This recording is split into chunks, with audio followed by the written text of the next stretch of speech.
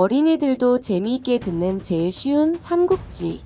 13. 여포의 최후. 원술은 자신과 전쟁 중이던 유비와 자신이 배신한 여포가 화해했다는 소식을 들었어요. 이에 원술은 유비와 여포가 힘을 합쳐서 자신을 칠 것이 두려웠습니다. 그래서 여포에게 지난번에 약속한 재물을 보내주고 내가 소패에 있는 유비를 칠 것이니 유비를 도와주지 말라고 요청합니다. 이제 유비와 화해도 했고 서주성 바로 옆에 소패성에 유비를 주둔시켰는데 이런 부탁을 들어줄 리가 없죠. 그런데 여포는 재물에 눈이 어두워 원술의 부탁을 들어주겠다고 합니다.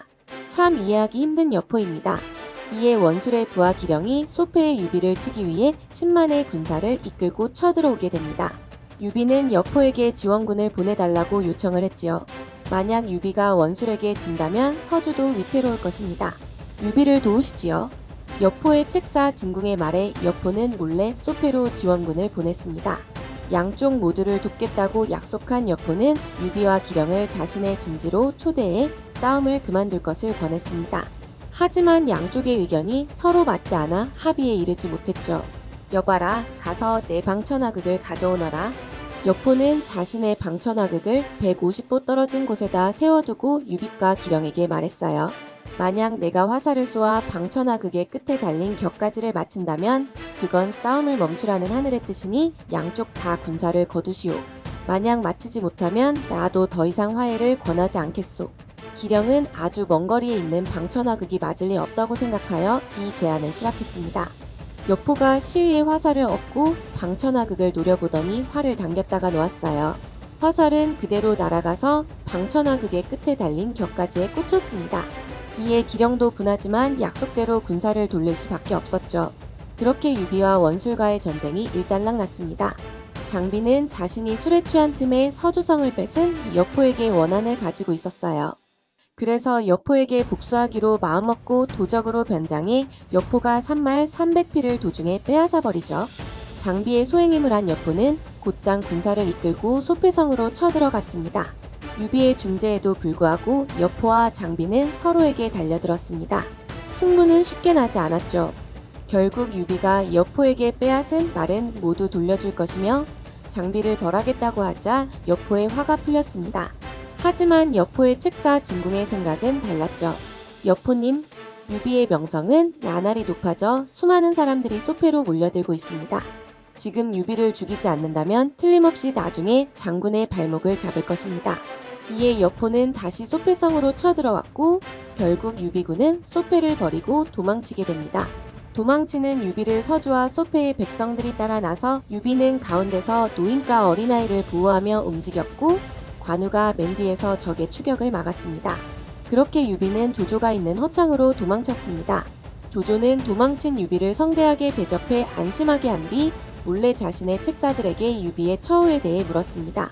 순욱은 유비는 조조의 앞날에 큰 걸림돌이 될 존재이니 빨리 해치워야 한다고 했습니다. 이에 곽가는 유비는 이미 세상에 이름이 난 사람입니다. 게다가 의리를 중요하게 생각하고 백성을 사랑하는 것으로 칭찬이 자자합니다. 그런 이를 죽인다면 세상의 모든 현명한 사람들이 주공을 멀리할 것입니다. 조조는 곽가의 말을 듣고 유비를 돕기로 했습니다. 황제에게 표문을 올려 유비를 예주목으로 청거해 새로운 거주지를 마련해주고 함께 여포를 칠 것을 부탁했어요. 조조와 유비가 전쟁을 준비할 동안 여포는 방탕한 생활을 이어가고 있었습니다. 그러다 조조와 유비의 연합군의 공격에 서주와 소패를 모두 잃고 합의성으로 도망치게 됩니다. 합의성은 군량이 많이 쌓여있고 지형이 험난하여 함락되기가 어려운 성이었습니다. 여포는 이 합의성에서 버티면서 힘을 키워가기로 했습니다. 천혜의 요새인 합의성을 공격하기 힘들었던 조조군은 2달 만에 군량이 바닥이 나기 시작합니다. 이에 조조의 책사 곽가가 다시 계책을 내놓았습니다. 합의성 주변에 흐르는 두 강의 제방을 무너뜨려 합의성 쪽으로 물을 흐르게 해 합의성은 순식간에 물바다가 되었습니다. 그동안 성 안에서 주색에 빠져 살던 여포는 물바다가 된 합의성을 보고 정신을 차린 후 병사들의 기강을 잡기로 했습니다. 누구든 앞으로 술을 마시는 사람이 있다면 목을 베겠다. 하지만 며칠 뒤 이 여포의 부하 장수인 후성이 병사들의 공을 취하기 위해 술을 하사해도 되는지 물었고 이에 여포는 불같이 화를 내며 후성을 벌하려 했어요.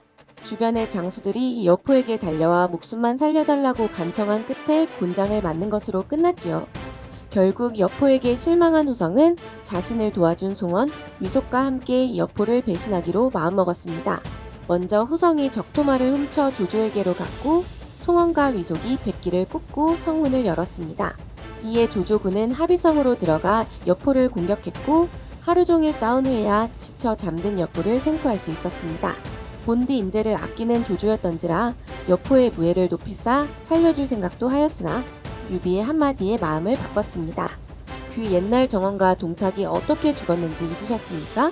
조조는 유비의 말의 뜻을 알아차리고 여포를 참하게 됩니다. 이렇게 삼국지에서 가장 용맹했지만 아무에게도 믿음을 주지 못하고 배신만 일삼았던 맹장 여포가 역사 속으로 사라졌습니다. 다음 편에고 눈의 가시였던 여포를 토벌한 조조의 다음 행보는 무엇일까요? 조조에게 몸을 맡긴 유비는 무사할 수 있을까요? 다음 이야기를 기대해 주세요.